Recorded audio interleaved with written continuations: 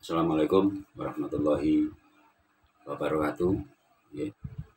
Rahayu sagung dumadi tansah kita sedanten pinaringan rahayu berkah selamat. Dan kali ini saya akan babar tentang jimatan, terutama jimatan untuk katakanlah yang sekarang ini lagi ngetren-ngetrennya. Makanya selalu ngetren ya masalah jimatan untuk percintaan, pengasihan secara umum itu untuk menarik lawan jenis itu melalui apapun ya.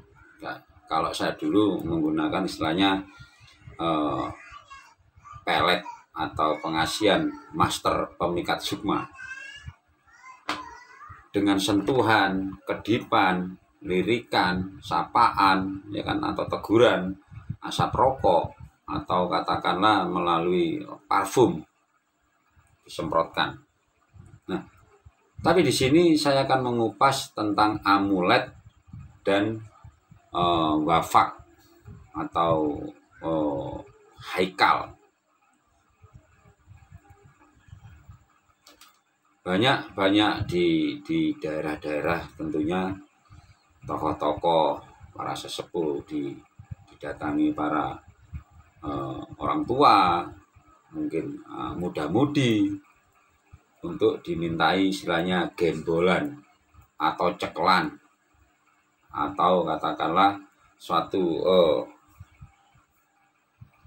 sesuatu yang bisa dibawa untuk digantungkan di kalung atau disabukkan dalam sabuk itu, atau dibuat cincin, atau dimasukkan ke istilahnya di mobil atau di toko, itu sesuai dengan selera atau permintaan dari klien atau pasien itu sendiri.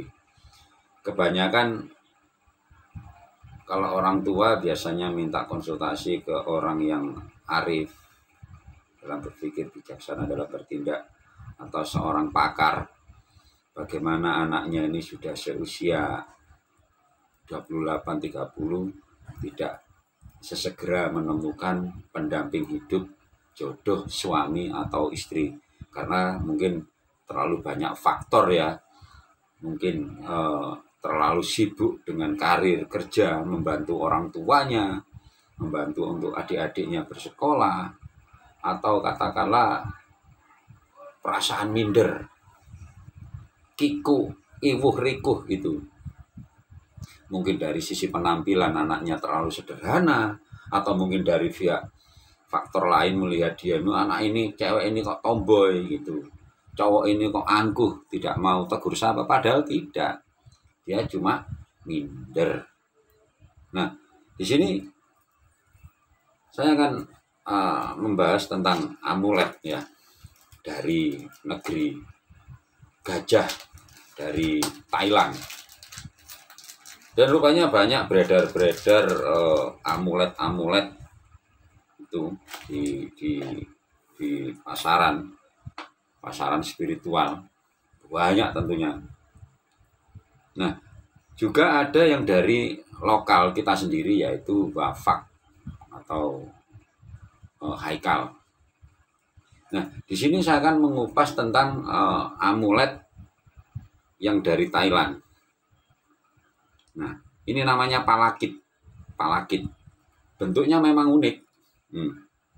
Bentuknya unik. Maaf, seperti MRP. Nah, di sini ada rajahannya. Kalau dari Thailand ada rajahannya. Nah, ini ada rajahannya. Dan produk lokal, nggak tahu produk mana, itu polos, kuning atau hitam tapi polos, tidak ada rajahannya ya. Ini namanya palakit gajah. Nah, maaf, ini palakit gajah ini. Dan ini sama, palakit kera, tetap ada rajahannya. Ada rajahannya. ada. Produk lokal tidak ada, yang hitam ataupun yang kuning. Ini palakit kera, yang ini palakit gajah. Tai amulet adalah sejenis jimat dari kebudayaan Thailand yang penuh dengan mistik dan spiritual. Jimat di Thailand memiliki akar budaya yang sudah sangat tua, mulai dari kepercayaan kuno asli dari Thailand, kepercayaan Hindu, serta berakumulasi dengan ajaran Buddha yang telah ada sangat lama di negara itu.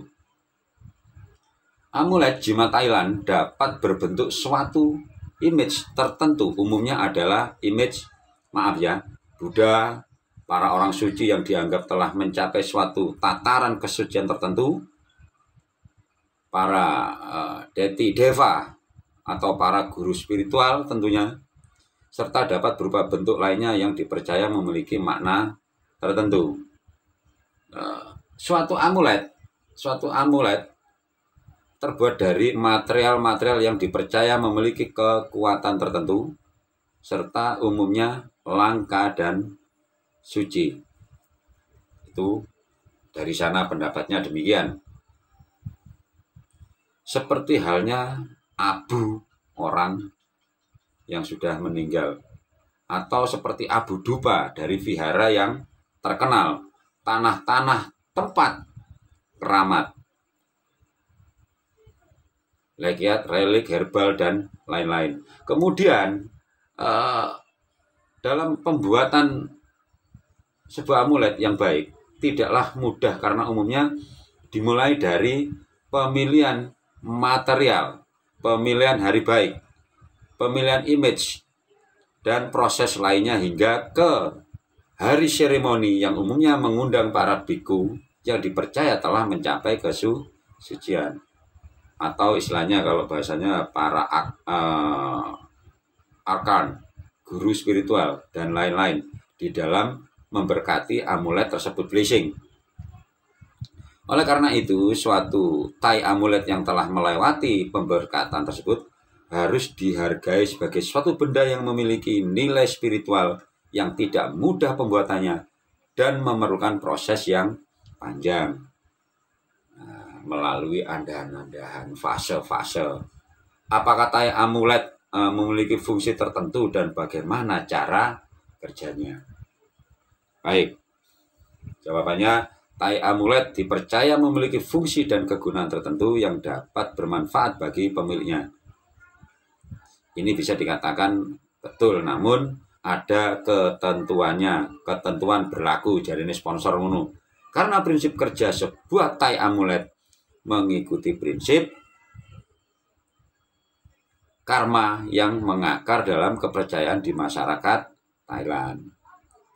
Amulet bekerja mengikuti karma pemakai dan pemiliknya. Jadi sering kita dengar si A sejak memakai amulet somdeh tiba-tiba menjadi sukses dan beruntung. Tetapi kenapa si B memakai amulet yang sama kok biasa-biasa saja? Nah, ya tadi diterangkan melalui karma. Karma itu kalau kurang lebih artinya pola pemikiran yang ditindaklanjuti dengan tindakan yang nyata. Pemikiran baik, hati yang baik, tindakan yang baik. Nah, ini karena si A tersebut memiliki suatu karma yang memang mendukung untuk terjadinya hal tersebut. Jadi dengan memakai amulet somdeh ditambah dengan usaha yang giat, maka terkondisi karma baiknya untuk berbuah. Sedangkan si B tidak memiliki timbunan karma baik yang cukup, maka memakai amulet yang sama tetapi mungkin hanya memberikan efek yang tidak dirasakan. Istilahnya tumindak sing becik gelem dono weweh amal paring, sisae yen ono rejeki di amalkan. Mbuh nang kota masjid, mbuh nang pengamen, mbuh nang ngene sing perlu ditolong. Jadi pokok utamanya ada pada karma baik kita yang ditimbun melalui ucapan, pikiran, dan tindakan positif. serta dikondisikan dengan memakai amulet yang cocok, maka dapat berbuah dan menghasilkan hal-hal positif sesuai keinginan pemakainya. Nah, oleh karena itu, dalam memakai amulet disarankan juga dibarengi dengan kepercayaan penuh dan rajin berbaca kepada diri. Apakah ada pantangan tertentu dalam memakai amulet?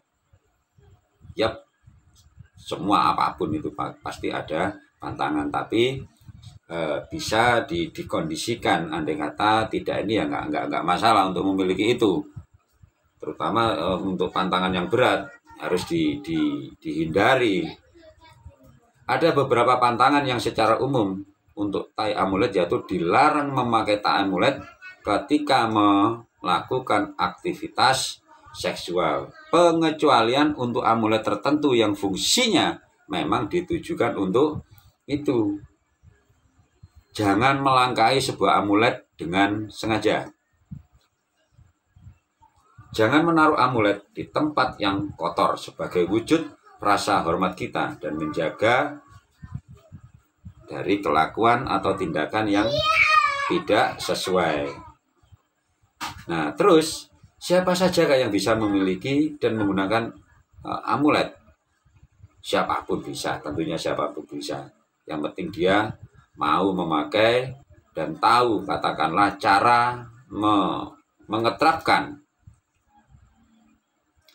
tanpa membandingkan sara atau suku, golongan, pangkat, derajat. Tidak, amulet dapat berfungsi kepada siapapun pemakainya dengan prinsip yang telah dijelaskan di atas. Itu. Bagaimanakah istilahnya perawatan untuk amulet? Berbeda sesuai dengan jenis amuletnya. Secara umum sih ya, tidak ruwet memang untuk perawatannya, kecuali amulet tertentu yang memang dituntut harus memiliki perawatan khusus. Perawatan terhadap amulet dijelaskan kepada yang telah memaharkan amulet itu. Nah, untuk amulet ini ya namanya palakit gajah, palakit monyet, punya filosofi tersendiri.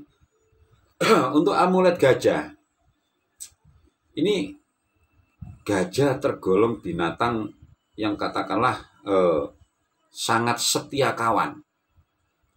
Gajah yang setia terhadap pasangannya, berani berkorban untuk temannya, berani katakanlah berkorban untuk kelompoknya. Dan tipe gajah adalah tipe yang setia terhadap pasangannya dengan kekuatan yang sangat besar tentunya. Satu misal di Lampung ada mani gajah, dan mani gajah itu sampai memfosil ya, menjadi batu, dijadikan batu cincin, akik itu ya, sampai kalung, sampai katakanlah kristalnya dicampur minyak, dimasukkan dalam botol, diberi minyak kelapa murni dan akan dioles ke alis setengah ini untuk membangkitkan gelombang energi itu secara mistis.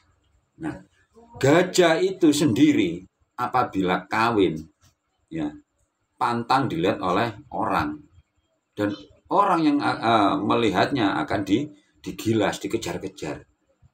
Makanya banyak ditemukan fosil-fosil waktu itu, hutan-hutan di Sumatera masih banyak ya. Nah, mempunyai suatu daya kekuatan yang besar, rasa cintanya yang besar, ditujukan kepada kelompoknya, temannya, atau katakanlah pimpinannya. Kalaupun ada gajah mati, dia pasti akan ikut berduka, datang, mengendus tulang gajah itu. Dia akan mengeluarkan suara yang khasnya sebagai tanda duka. Itu secara filosofi palakit amulet gajah. Kesetiaan dalam meraih cintanya kepada pasangannya. Ini khusus bagi pecinta sejati ya.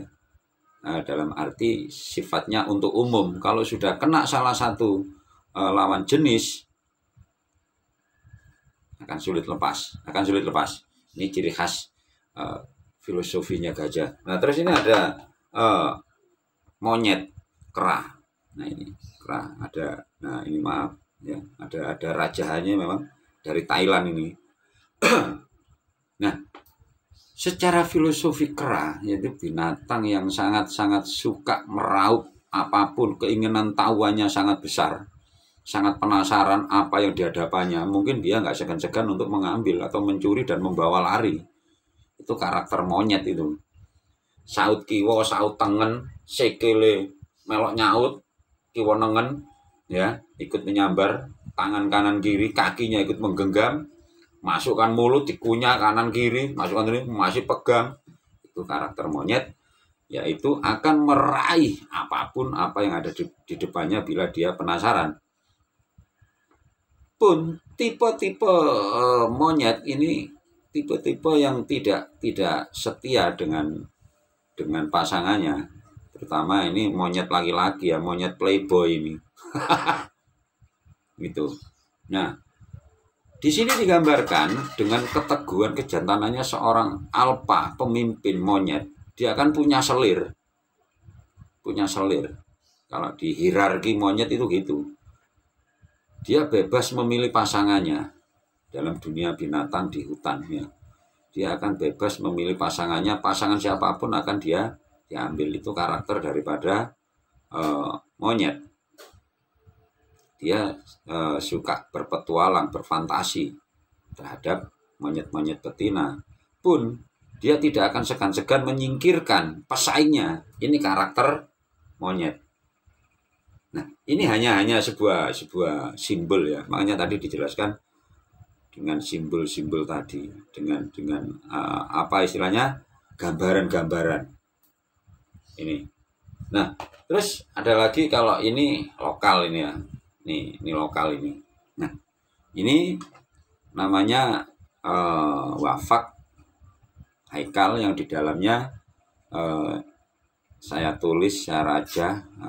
Di dalamnya ada doa-doa tentang bagaimana agar kita disenangi, dicintai, dikagumi, dihormati, tidak lepas dari riadoh yang saya tekuni, yang saya latih, yang saya kerjakan, dan saya tuangkan dalam satu bentuk ini.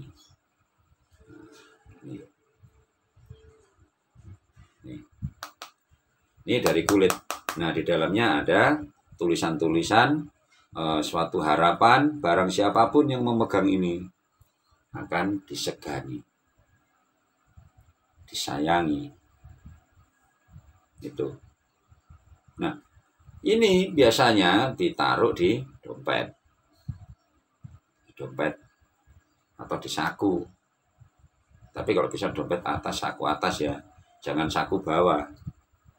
Atau dibuatkan tersendiri kalung yang agak panjang tersembunyi seperti begini, tapi tersembunyi.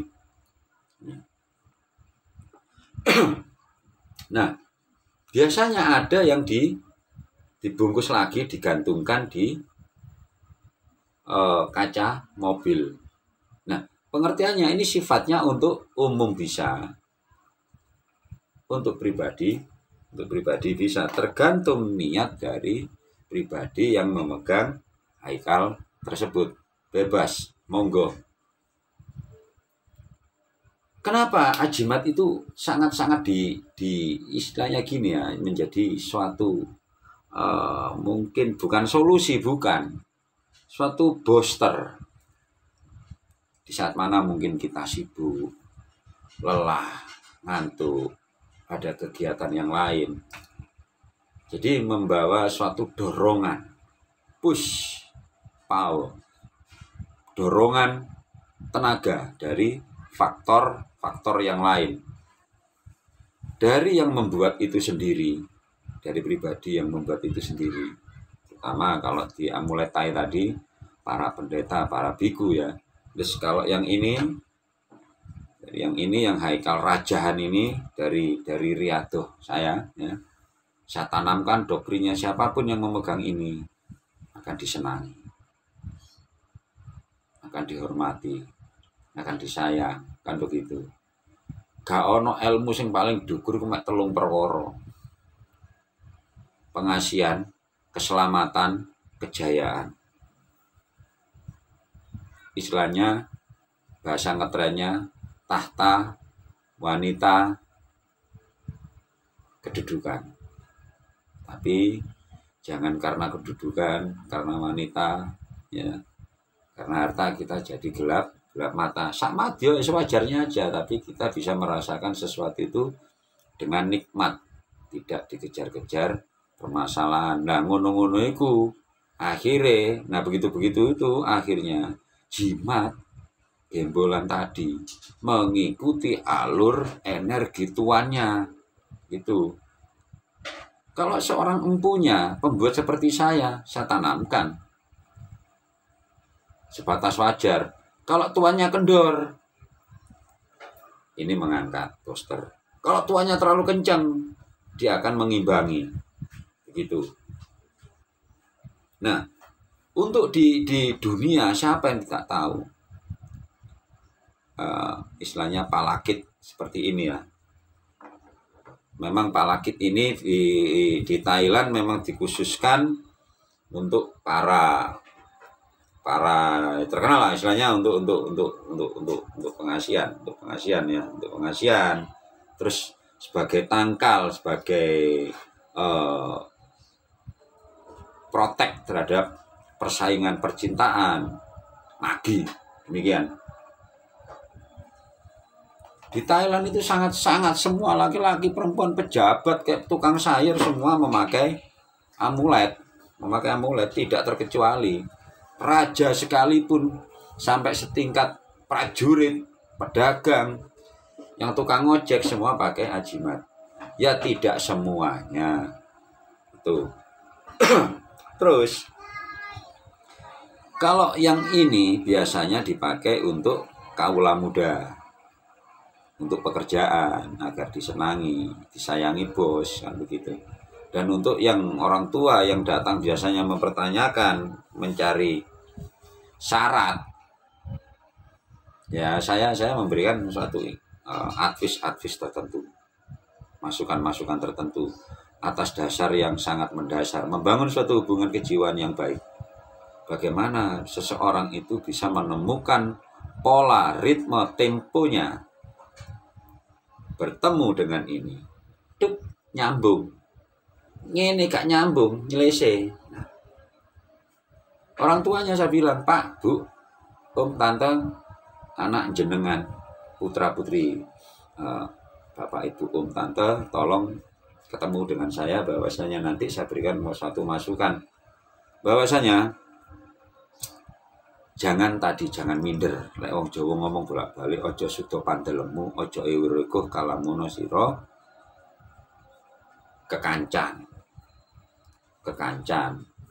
Istilahnya dalam bersosialisasi dengan teman-teman di kuliah atau di pekerjaan. Nah, dari situ anak tadi saya beri pemahaman kalau laki-laki begini, tempatkan wanita pada tempatnya yang semestinya.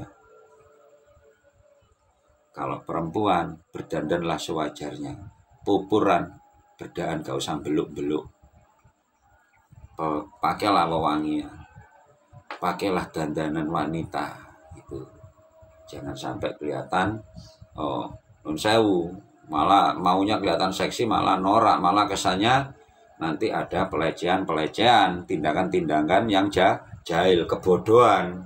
Itu bagaimana menyentuh, bagaimana bertutur, bagaimana melirik, ya kan, bagaimana memberikan sesuatu, bagaimana di saat naik kendaraan, turun kendaraan, di saat mana kita mau makan di istilahnya rumah makan atau restoran atau tempat, memperlakukan hal itu. Dengan demikian akan merasanya nyaman. Nah, ini termasuk doa, usaha, ya. Dan ini adalah bosternya. Semua bekerja sama. tak ubahnya perlombaan pacuan kuda. Perlombaan pacuan kuda tidak lepas dari 3 faktor.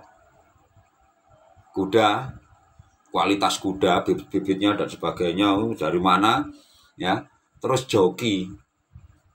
jokinya.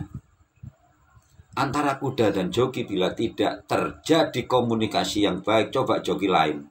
Sulit, mungkin berontak, kodenya beda, pek kiri dengan pek kanan udah beda. Itu. Dan faktor ketiga, booster. Ya tadi kan kuda, joki. Dan yang ketiga adalah haikal, wafak, adalah keberuntungan. Keberuntungan itu banyak faktornya terjadi meletus. Gitu. Atau katakanlah kalau orang jangan mandi malam. Nanti kalau mandi malam, rematik. Kalau nggak punya rematik ya nggak apa-apa. Kalau memang ada bibitnya, pasti ada akibatnya, pencetus gitu. Sama halnya jimatan Thailand ini, maaf ya, bentuknya kayak seperti ada penis begini nih, gajah ini, itu. Terus palakit kera ya, ada rajahannya, dan juga ini wafak ini, ya. Segala sesuatu diciptakan, diadakan, mengadakan, ya, ada karena daya dorongan, kekuatan energi dari kekarepan. Ini kebutuhan atau keinginan. Oke, keinginan tidak selamanya buruk, tapi porsi. Kalau ngomong kebutuhan, seharusnya kita penuhi. Memang saatnya menikah, kenapa tidak? Harus punya pasangan, pacar, jengak jombloan, jomblowati, itu. Oke, ya sekilas demikian tadi, bahwasanya amulet, kalau bahasa Thailandnya, kalau kita jimatan, gembolan, kita tempatkan pada tempatnya semestinya. Tapi jangan lupa, tetap semua itu karena Allah yang widigat, Allah Tuhan tahu, kan begitu. Gumantung daerah agamone pribadi masing-masing. Nah, kalaupun melihat demikian, ojo poyok pinoyok marang tekade liyan. Iku hak pribadinya, hak prerogatif. Ngono-ngono urusane dhewe. Ojo seneng maido, dupeh maido ora kulaan. Umpama pribadi ro dipaido ana keluarga ira sing kaya ngono, usahe kaya ngono, ya apa sapa sing gelem, kabeh padha gak gelem. Tapi lek mari ngono, wis ndang ringkesen, kalau sudah dapat jodoh, ya, sudah dapat apa yang diidam-idamkan, dicita-citakan, diringkas, minggirkan. Mungkin suatu saat lain, kali waktu, ada yang membutuhkan, bisa diberikan. Tapi jangan lupa setelah itu harus memenuhi denda. Puasa istighfar. Kalamuno panjenengan rasuk agami Islam. Kan begitu. Untuk agama yang lain saya tidak tahu. Itu hanya syariat. Demikian, dulur-dulur, bila ada kata penjelasan saya yang kurang lengkap, saya mohon maaf dan mohon istilahnya bimbingan pencerahannya dari panjenengan. Mungkin panjenengan punya istilahnya masukan yang lain kepada saya untuk mengungkap apa, monggo sampaikan di kolom pendapat. Oke. Demikian akhirul kalam. Wassalamualaikum warahmatullahi wabarakatuh.